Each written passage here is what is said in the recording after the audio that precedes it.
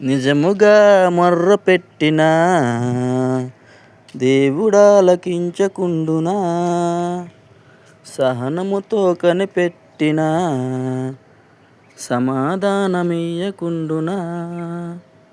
జీవముగల దేవుడు మౌనముగా ఉండునా, తన పిల్లలకాయన మేలు చేయకుండునా. ఈ పాట యొక్క అర్థము చెప్తానేనండి.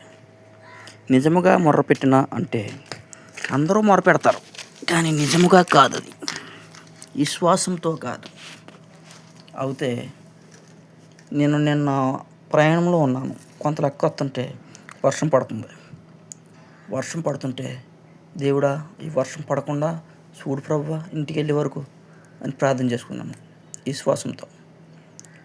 అయినా వర్షం వస్తుంది. విశ్వాసంతోనే ప్రార్థన చేశాను, దేవుడు ఆలకించాడు. కానీ వర్షం పడిపోతుంది.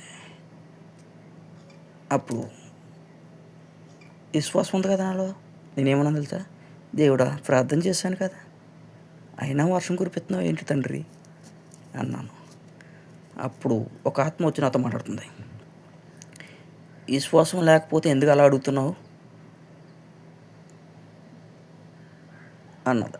అప్పుడు నేను అన్నాను, విశ్వాసం ఉంది నాలో, ఉంది కాబట్టి కురిపించేది ఆయనే కాబట్టి ఎందుకు కురిపిస్తున్నావు ప్రభా, ప్రార్థన చేశాను కదా అన్నాను. విశ్వాసం ఉంది కాబట్టి అడిగాను. అప్పుడు మళ్ళీ ప్రార్థన మార్చి వేరేలా ప్రార్థన చేశాను. నేను వెళ్తున్న ప్లేస్లో కురవకుండా నా వెనక పక్క కురిపించండి ప్రభువా అని మళ్ళీ ప్రార్థన చేసుకుని మళ్ళీ బయలుదేరా. మళ్ళీ కొంత ఎక్కెళ్ళినప్పుడు ఫుల్ వర్షం వచ్చేసింది, తడిసిపోయింది, మొత్తం తడిసిపోను.